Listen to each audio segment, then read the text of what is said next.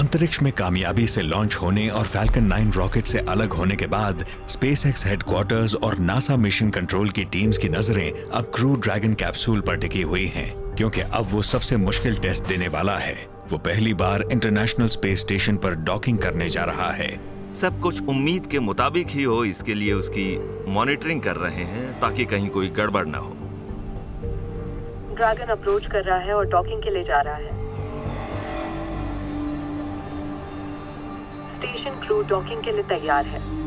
पहली बार किसी कमर्शियल व्हीकल ने स्पेस स्टेशन पर ऑटोनोमसली डॉक किया है। Vehicle mode is approach to docking port.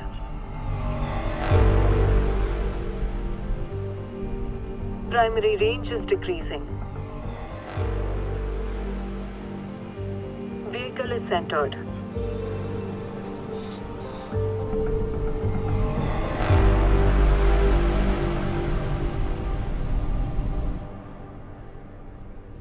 Docking complete.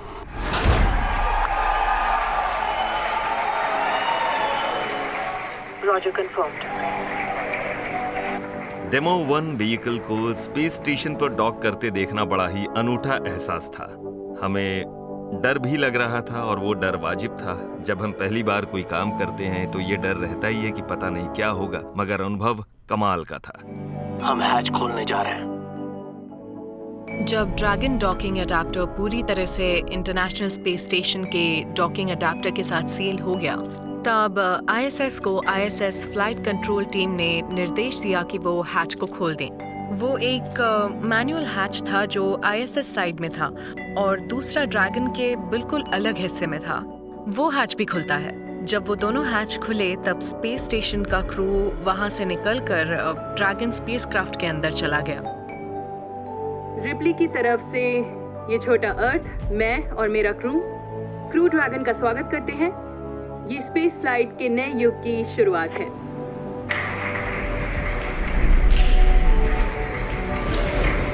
उस अनक्रूड मिशन के दौरान ड्रैगन स्पेस स्टेशन पर 5 दिन तक डॉक्ड रहा। इस वजह से ग्राउंड टीम को व्हीकल की परफॉर्मेंस को ऑब्जर्व और मॉनिटर करने का मौका मिल गया और इंटरनेशनल स्पेस स्टेशन के क्रू को व्हीकल पर जाकर यह देखने का कि वो स्पेस स्टेशन के साथ कैसे इंटरैक्ट कर सकता है।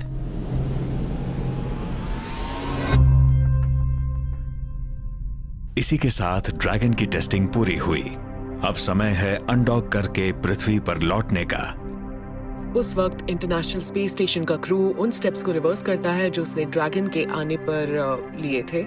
मतलब वो पहले ड्रैगन के हैच को बंद करता है और फिर इंटरनेशनल स्पेस स्टेशन का हैच भी बंद कर देता है। ग्राउंड कंट्रोल टीम ने ड्रैगन को स्पेस स्टेशन से अनडॉक करने का कमांड भेजा।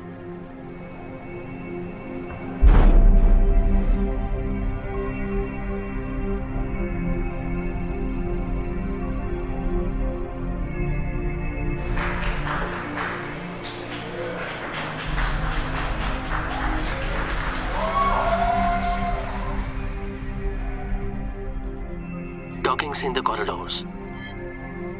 ड्रैगन को स्पेस स्टेशन से अलग होकर पृथ्वी पर लौटने और अटलांटिक ओशन में स्प्लैश डाउन करने में 6 घंटे लगेंगे। मिशन तब तक पूरा नहीं होगा जब तक एस्ट्रोनॉट्स सुरक्षित पृथ्वी पर नहीं पहुंच जाते।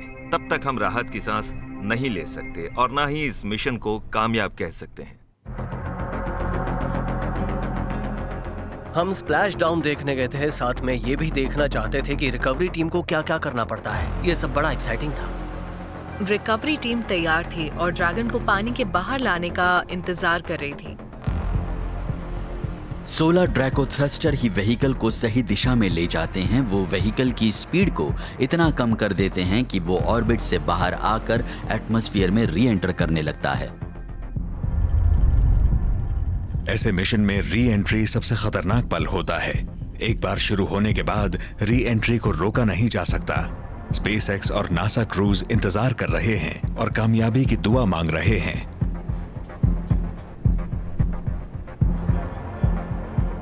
27,000 किलोमीटर प्रति घंटा की रफ्तार से उड़ता ड्रैगन जब एटमॉस्फेयर से टकराएगा तो इसकी हीट शील्ड का टेस्ट होगा, क्योंकि व्हीकल अब एक बहुत बड़े हाइपरसोनिक आग के गोले में तब्दील हो जाएगा।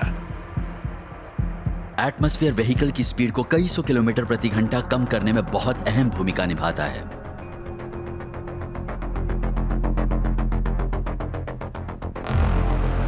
ड्रैगन स्पेसक्राफ्ट सबसोनिक हो चुका है। हीट शील्ड भी टेस्ट में पास हो गई और अब ड्रैगन आवाज की रफ्तार से कम रफ्तार पर उतर रहा है। अब इसके पैराशूट्स खोले जा सकते हैं, जो री एंट्री का फाइनल स्टेप होता है। पैराशूट्स दिखते नहीं पर बड़े सख्त होते हैं। अगर आप आज अपोलो प्रोग्राम देखें तो कई लोगों ने सख्त पैराशूट्स की वजह से प्रोग्राम छोड़ दिया था। स्पेसएक्स में भी बहुत से लोग कहते हैं कि पैराशूट्स काफी सख्त थे। जब कैप्सूल सही ऊंचाई पर पहुंच जाता है तब हम ड्रोग पैराशूट्स को डिप्लॉय करते हैं।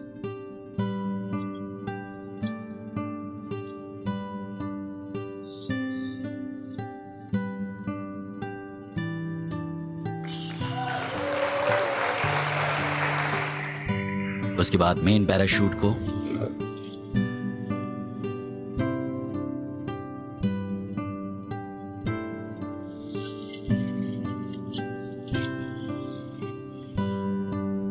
वो स्प्लैश डाउन के पहले व्हीकल की स्पीड बहुत कम कर देते हैं।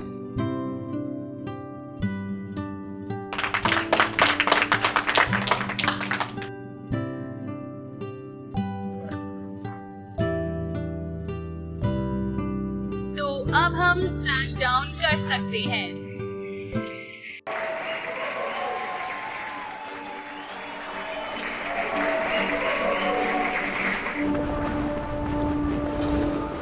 वहाँ एक फास्ट बोट पर सवार कुछ लोगों की एक टीम है जो तैयार रहती है, जो स्पेसक्राफ्ट को रस्सी से बांधकर उसे रिकवरी बोट पर ले आती है। रिकवरी बोट में एक क्रेन है जिसने ड्रैगन को पानी के बाहर निकालकर बोट के डेक पर रख दिया। इस पूरे सिस्टम में सिर्फ स्पेसक्राफ्ट नहीं होता है, उसमें वो लोग भी होते हैं जो कई टीम्स में रहकर ऑपरेट करते हैं। हमने सबसे अहम बात ये सीखी कि हम क्रू को किस तरह से सुरक्षित रख सकते हैं। अंतरिक्ष के इस पूरे सफर के दौरान उन्हें कैसे कंफर्टेबल रख सकते हैं। इससे न सिर्फ मेरा और बॉब का कॉन्फिडेंस बढ़ा है, बल्कि टीम को यह विश्वास हो गया है कि हम क्रूड व्हीकल के साथ भी कर सकते हैं। जब ये काम पूरी कामयाबी के साथ पूरा हो गया तब हम सभी का एक्साइटमेंट बढ़ गया था, क्योंकि अब था हमारे सामने पहला क्रूड मिशन डेमो 2।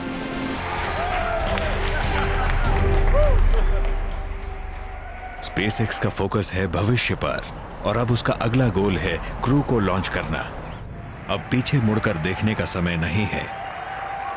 मैंने 2002 में स्पेसएक्स की शुरुआत की इसलिए ताकि हम मार्स तक पहुंच सकें, मगर मुझे एहसास था कि इस बात की संभावना सिर्फ 10% है कि स्पेसएक्स इसमें कामयाब हो सकेगा। एक बात है कि हम हमेशा पृथ्वी पर ही रहें और फिर एक न एक दिन हमारा अंत भी हो जाएगा। दूसरा रास्ता यह है कि हम एक स्पेस बेरिंग सिविलाइजेशन बन जाएं, एक मल्टी प्लैनेट स्पीशीज। और शायद आप भी इस बात से सहमत होंगे कि यही सही तरीका है ना?